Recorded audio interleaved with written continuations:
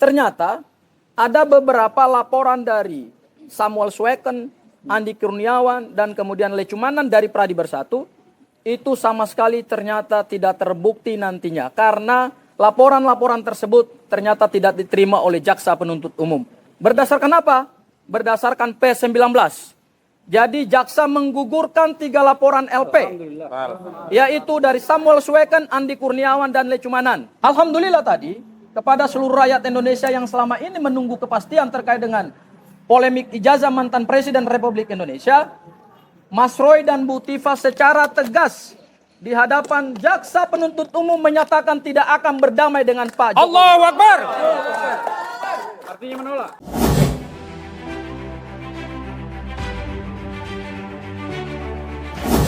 Tahap 2 dan untuk update apa yang terjadi di dalamnya karena cukup lama tadi pemeriksaan.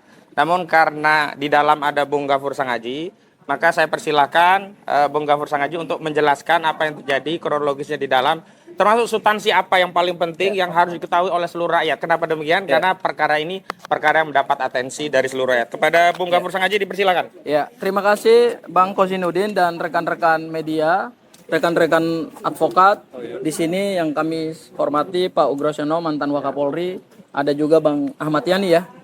Kemudian teman-teman advokat yang lain. Alhamdulillah proses tahap 2 atau kita sebut penyerahan tersangka dan barang bukti dari penyidik Polda Metro Jaya ke Kejaksaan Negeri Jakarta Selatan itu sudah selesai dalam arti tanggung jawab penyidik sudah tuntas. Ya. Jadi dengan dilakukan tahap 2 hari ini, maka tanggung jawab hukum dari Polda Metro Jaya itu sudah selesai. Selanjutnya tanggung jawab hukum menjadi tanggung jawab dari Kejaksaan Negeri Jakarta Selatan. Sehingga tadi kami melihat ada penyerahan berkas perkara juga kami sudah lihat. Kemudian juga hampir beberapa koper barang bukti. Ya.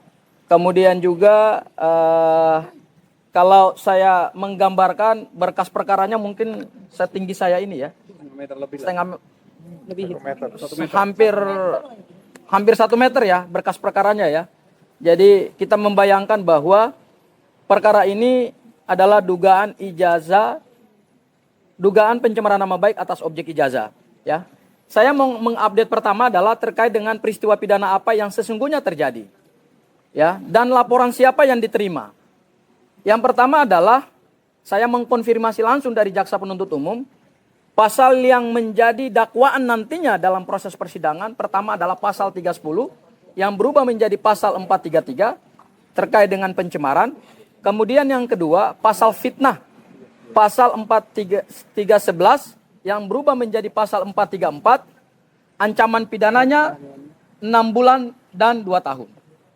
Kemudian ternyata ada beberapa laporan dari Samuel Sweken, Andi Kurniawan, dan kemudian Lecumanan dari Pradi Bersatu, itu sama sekali ternyata tidak terbukti nantinya. Karena laporan-laporan tersebut ternyata tidak diterima oleh jaksa penuntut umum. Berdasarkan apa? Berdasarkan P19. Jadi jaksa menggugurkan 3 laporan LP. Yaitu dari Samuel Sweken, Andi Kurniawan, dan Lecumanan. Ya, 3 orang. Tentu ada konsekuensi hukumnya ke depan ya. Tapi kami tidak akan menyebut apa konsekuensi hukumnya ke depan. Yang kedua adalah dimasukkannya pasal 32 dan pasal 35. Jadi dalam perkara ini, yang menjadi pasal dakwaan nantinya dalam proses persidangan itu adalah LP dari Pak Joko Widodo.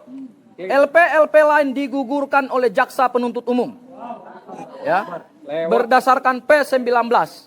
Jadi selama ini yang bikin gaduh itu dari kelompok-kelompok relawan, dari Pradi Bersatu, mereka mendalilkan ada ujaran kebencian, ada penghasutan terkait dengan objek ijazah. Ternyata setelah diperiksa berkas perkaranya oleh jaksa penuntut umum, clear 100% bahwa laporan-laporan tersebut tidak berdasar secara hukum, maka digugurkan dalam surat dakwaan. Ya, itu hal yang pertama. Hal yang kedua, dalam proses penyerahan tersangka tadi, ada pertanyaan dari jaksa penuntut umum kepada para tersangka yang kami sebut adalah para pejuang. Sampingnya Pak Ugro. Yaitu apa? Pertanyaan terkait dengan tawaran untuk dilakukan restoratif justice atau berdamai dengan pelapor Pak Joko Widodo. Kemudian juga ada tawaran juga untuk plea bergening atau pengakuan bersalah dari kedua tersangka. Alhamdulillah tadi kepada seluruh rakyat Indonesia yang selama ini menunggu kepastian terkait dengan polemik ijazah mantan Presiden Republik Indonesia, Mas Roy dan Bu Tifa secara tegas di hadapan jaksa penuntut umum menyatakan tidak akan berdamai dengan Pak Jokowi. Allahu Akbar. Artinya menolak. Menolak.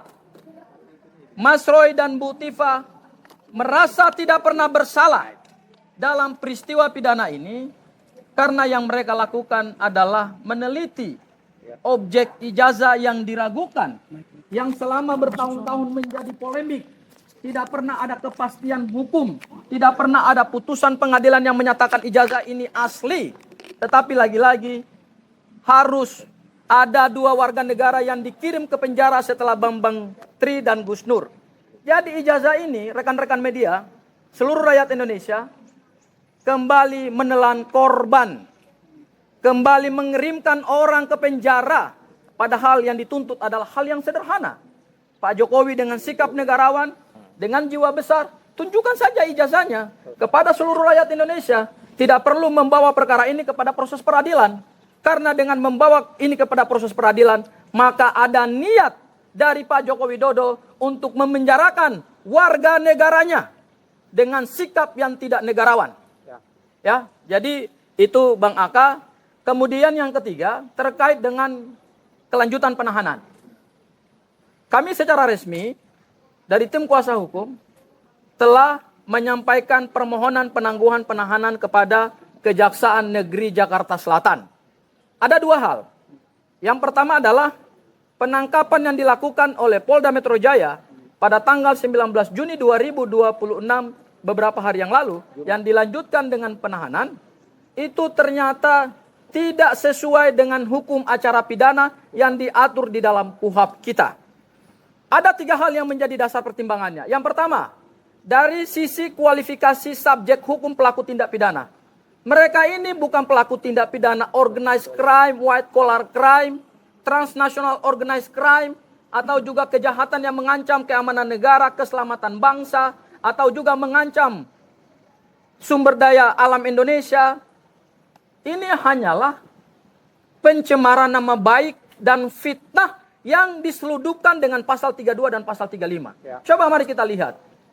Apakah selama ini para pelaku pencemaran meskipun sudah terbukti sekalipun pernah ditahan nggak? Nggak pernah. Karena memang secara hukum kualifikasi deliknya tidak dimungkinkan untuk dilakukan penangkapan dan penahanan. Contoh yang paling sederhana, Rasman Arif Nasution. Sylvester. Tidak ditahan. Putusannya sudah ingkrah, tinggal menunggu eksekusi. Sylvester Matutina. Dakwaannya sama, pasal 310, 311, pencemaran nama baik dan fitnah. Juga tidak dilakukan penangkapan dan penahanan. Bahkan putusannya sudah ingkrah van Hauisde sekalipun, tidak dilakukan eksekusi oleh pihak Kejaksaan Negeri Jakarta Selatan. Hal yang kedua, dari sisi urgensi hukum.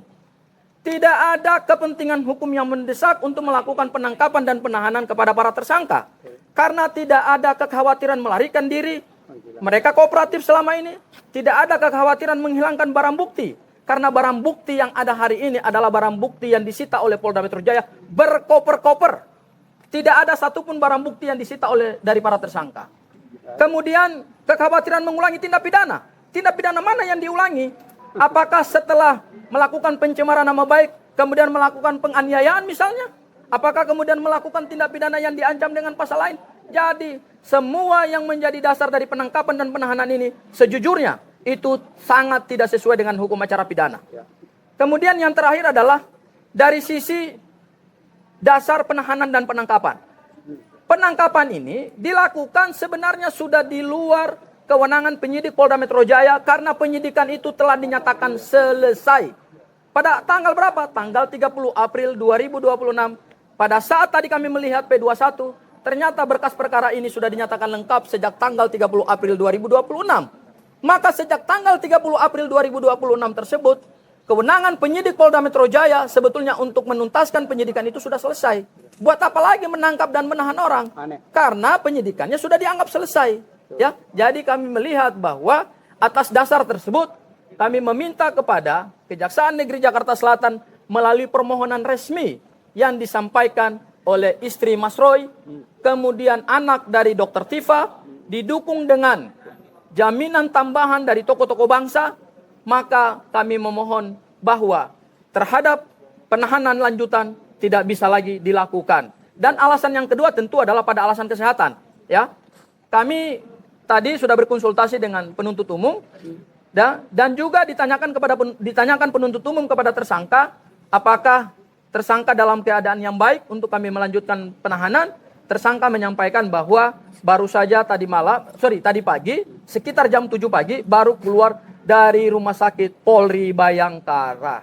Jadi perawatan inaf yang dijalani oleh kedua tersangka ini adalah resmi yang dimohonkan oleh penyidik Polda Metro Jaya. Jadi tidak ada satu rekayasa, tidak ada satu upaya untuk merekayasa status kesehatan atau kondisi kesehatan para tersangka. Tetapi ini adalah permintaan resmi dari penyidik Polda Metro Jaya mengirimkan dua tersangka ini untuk dirawat inap selama kurang lebih 2 hari ya. 2 hari. Ya. 2 hari. Dan kemudian setelah tadi pagi mereka keluar, keadaan kesehatannya juga ternyata belum stabil. Oleh karena itu, mudah-mudahan kami sedang menunggu putusan terakhir. Ya, jadi proses penyerahan tersangkanya sudah selesai, penyerahan barang buktinya juga sudah selesai.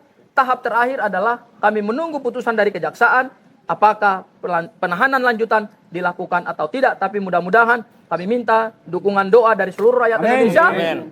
Semoga dua pejuang ini yang angka mengungkap kebenaran atas polemik ijazah mantan Presiden Republik Indonesia, mudah-mudahan bisa dikabulkan. Barangkali itu dari saya, Bang Aka. Terima Kalau ada kasih. yang mau ditambahkan, silakan. Selanjutnya kami mohon nasihat dari senior kami, Bapak Komjen Pol Purnawirawan Ugroseno yang juga terlibat aktif sejak semalam hadir di Rumah Sakit Kramat Jati, bahkan ikut pula pagi di Polda di tahanan titipan Polda Metro Jaya dan hari ini sampai hari ini membersamai kita. Silakan Pak Ugro, maju Pak ke depan Pak.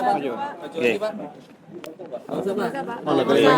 Dipegangin Pak. Biar mereka yang pegang. Nah, Jadi terima kasih. Saya tadi tidak akan menambahkan apa yang disampaikan sama rekan saya, Bang Gafur. Ya. iya, mana? Jadi ini untuk ke depan nanti, ya kan. Kalau perkara tadi sudah dinyatakan P21, ya, sebetulnya tinggal dilimpahkan kepada kejaksaan, pelimpahan tahap 2, ya kan. Nah, saya sampaikan karena ini sifatnya edukasi. Semua perkara yang sudah P21 yang akan dilimpahkan itu tidak ada aturan penahanan yang didasarkan pada P21 sesuai dengan KUHP yang baru kita, yaitu pasal 100 ayat 5. Ya. Atau angka 5 di situ bisa dibaca, ya. Tentang ketentuan untuk melakukan penahanan, yaitu ada 8 item plus 1, yaitu minimal 2 alat bukti yang sah. Ya. Jadi terima kasih pada Polda yang sudah melimpahkan ini kepada kejaksaan. Nah, mari kita ikuti perkembangan selanjutnya kepada kejaksaan. Dan sekali lagi, karena sejak awal penyidikan tadi dikatakan oleh Bang Gafur tadi tidak dilakukan penahanan, ya, sejak awal penyidikan ya. Nah, jadi kalau ini dilakukan juga nanti penahanan oleh pihak kejaksaan, saya tidak tahu alasan penahanan ini berdasarkan pasal berapa di situ. Jadi mudah-mudahan pihak jaksa penuntut umum di sini yang menerima berkas akan bertindak lebih menuju kepada keadilan dan kebenaran, dan kita berharap ya di samping kondisi kesehatan para tersangka yang sudah dikirim ke para kejaksaan ya tidak ada penahanan, dan silakan nanti kita ikuti bersama kalau memang disidangkan bagaimana proses sidang selanjutnya nanti di pengadilan. Itu saja yang ingin saya sampaikan. Terima kasih. Baik, terima kasih Pak Ugro. Selanjutnya Bang Yani. Bang Ahmad Yani silakan Bang untuk menyampaikan pandangan. Bagian dari tim yang membela Pak Roy. Silakan. Terima kasih kawan-kawan, rekan-rekan. Ada hal yang Ke tengah Bang. Gantian Bang. Ngalah. jadi ada beberapa hal yang saya kira yang telah disampaikan oleh rekan kami tadi. Pertama, bahwa usahanya Jokowi ya Presiden kita yang ketujuh berkali-kali dan sampai terakhir juga berusaha untuk berbagai macam daya dan upaya, termasuk menggunakan institusi kejaksaan agar dua terdakwa ini atau dua tersangka ini melakukan hal-hal yang diinginkan, yaitu tadi sudah dikemukakan baik RJ, permohonan maaf dan lain sebagainya seperti itu. Artinya kok Pak Jokowi dengan daya upaya yang begitu keras mau menempuh jalur RJ. Yang jelas RJ ini sudah ditolak, itu yang pertama. Yang kedua, saudara-saudara, tadi sebagaimana dikemukakan berkas perkara sudah dilimpahkan dan tersangka juga sudah dilimpahkan, artinya otoritas dan kewenangan ada di Kejaksaan Negeri Jakarta Selatan. Tadi sudah disampaikan juga akan lanjut ke persidangan dan tentu kami juga akan mempersiapkan diri ya kan untuk melakukan hak-hak hukum, melakukan hak-hak pembelaan terhadap yang disangka dua orang tadi. Dan kami bisa membuktikan apa-apa yang disangkakan tersebut nanti akan ditindaklanjutkan menjadi dakwaan, akan kami bantah satu demi satu. Yang kedua, ada yang paling penting itu adalah masuk penahanan. Berdasarkan KUHP yang baru, ini KUHP baru, penahanan itu adalah kecuali. Ya kan? Nah, 8 syarat yang tadi dikemukakan tadi, menurut KUHP itu harus ditentukan secara kumulatif. Jadi 8-8-nya harus dipenuhi. Jadi kalau 8-8-nya tidak dipenuhi, maka secara hukum, secara yuridis, secara KUHP bahwa tidak boleh dilakukan penahanan. Jadi kali lagi kami meminta kepada Jaksa Agung, mudah-mudahan Pak Jaksa Agung ya kan mendengar dan memperhatikan ini supaya bisa menginstruksikan kepada jajaran yang di bawahnya agar tidak melanggar KUHP, agar tidak melakukan pertentangan dengan KUHP. Saya kira ini harus disampaikan. Karena persidangan ini tentu juga ditunggu juga oleh rakyat Indonesia agar juga clear ini persoalannya sudah tidak bertahun-tahun agar kita bisa membuktikan betul nanti apa-apa Pak Jokowi ini punya ijazah atau tidak punya ijazah. Kira itu yang ingin saya sampaikan. Sekali lagi saya minta kepada Pak Jaksa Agung, kalaupun perkara ini tetap mau dilanjutkan silakan dilanjutkan, tapi penahanan tidak memenuhi syarat sebagaimana ditentukan oleh KUHP. Kalau tetap dipaksakan itu artinya abuse of power.